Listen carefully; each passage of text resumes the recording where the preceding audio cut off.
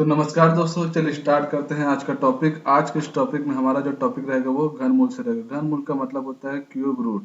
ठीक है, इसके पहले हम लोग ने स्क्वायर रूट देखा था। हम लोग ने घनमूल को भी सेम कंडीशन पर यहाँ पर, जैसे कि हम लोग ने स्क्वायर रूट देखा था, उसको भी हम लोग ने गुणनखंड विधि से निकाला था, और एक जो था भाग विधि से।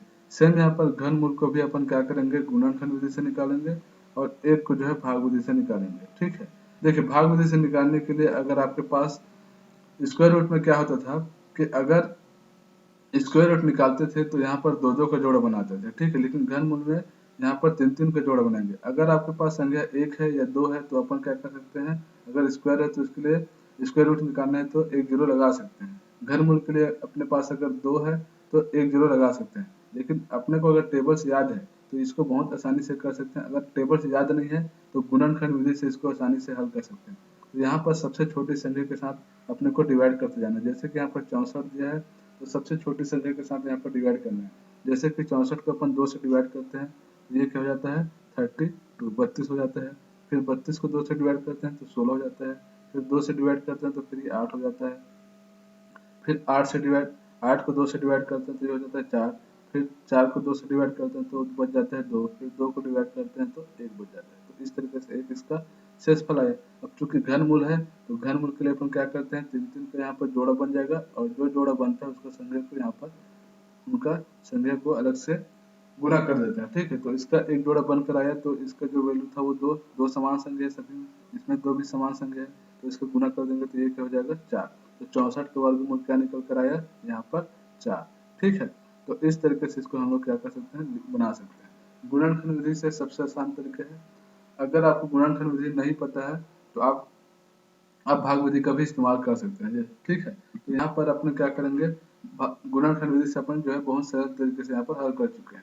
अब देखते हैं यहाँ पर 343 और 512 का घनमूल क्या हो जाएगा। जैसे कि यहाँ पर 343 है तो 343 को अपन क्या करते हैं, सबसे छोटी संख्या के साथ करते हैं, जैसे कि 3 के साथ करते हैं। ठीक है, तो 3 एकम 3, 3 एकम 3 यहाँ पर नहीं जा रहा है। फिर अपन क्या करते हैं, 5 से करते हैं, क्योंकि 5 से भी नहीं जा रहा है, 2 से भी नहीं जा रहा है। अगर 7 से करते हैं तो 7 ये हो जाएगा 7, 7 चौक 28। फिर यहाँ पर कितना बच गया, यहाँ पर 7। ठीक, 7 चौक 28, फिर यहाँ पर बच गया 6।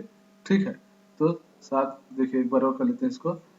343 है, 2 से नहीं जा रहा है, 3 से भी नहीं जा रहा है, 5 से भी नहीं जा रहा है, तो 7 से करते हैं। तो यहाँ पर क्या हो जाएगा 7 चौक 28, यहाँ पर कितना बच गया 6। ठीक है, तो 7 नया 63। ठीक है, उसके बाद करते हैं 7, 7 7 49 हो गया। फिर 7 एकम 7, तो 7 इसका क्या निकल कर आया, घनमूल। ठीक है, तो 343 का घनमूल कितना निकला 7। अब 512 का निकालते हैं। जैसे कि अपन यहाँ पर क्या करते हैं 512, अब इसको 2 से करते जाते हैं, 2 दूनी 4। फिर यहाँ पे बच गया 2 पंचे 10, फिर 2 छक्के 12, फिर 2 दूनी 4। ठीक है, फिर 2 एकम 2, फिर 2 दूनी 4, 8 दूनी 16। ठीक है, फिर 2 से यहाँ पे कितना हो जाएगा 56 हो जाएगा। ठीक, फिर यहाँ पर कितना हो जाएगा, यहाँ पर कितना हो जाएगा 6 और 4 64 हो जाएगा यहाँ पर। फिर यहाँ पे 32 हो जाएगा। फिर 32 को 2 से डिवाइड करते हैं तो फिर 16 हो जाएगा। फिर यहाँ पर 16 को डिवाइड करते हैं 2 से तो कितना हो जाएगा 8 हो जाएगा। फिर यहाँ पर 8 को डिवाइड करते हैं फिर 4, फिर 2 से।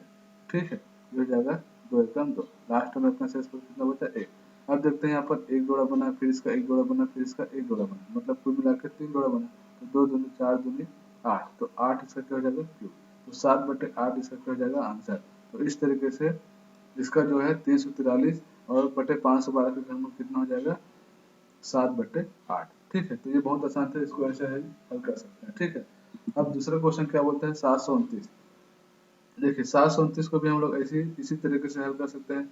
जैसे कि हम इसका क्या करते हैं, सबसे छोटी विधि से हल करते हैं गुणनखंड विधि से। अगर यहाँ पर 3 से करते हैं तो एक होता है क्या है 3 तिरिक या 3 दूनी 6, यहाँ पर एक बचता है।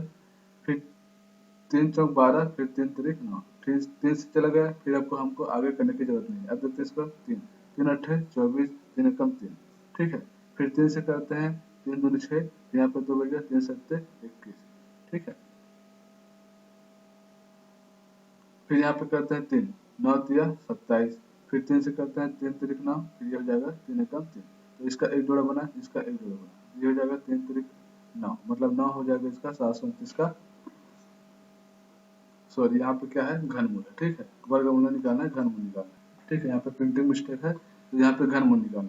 अब देखते हैं 1331 का।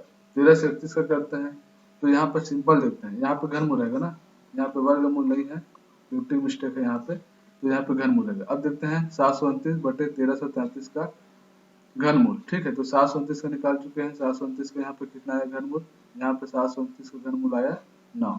ठीक है, अब 1331 का घनमूल निकालते हैं, तो यहाँ पर देखिए सिंपल अपन 3 से भी नहीं करते हैं, ना 5 से करते हैं, ना 7 से करते हैं, सीधा अपन क्या करते हैं 11 से करते हैं। तो 11 एकम 11 यहाँ पे, फिर 2 बच गया, फिर यहाँ पे 23, तो 11 दूनी 22। ठीक है, फिर कितना बच गया, 1 बच गया, फिर 11 एकम 11। ठीक है, तो इस तरीके से 11 से डिवाइड करते हैं 121 बचा।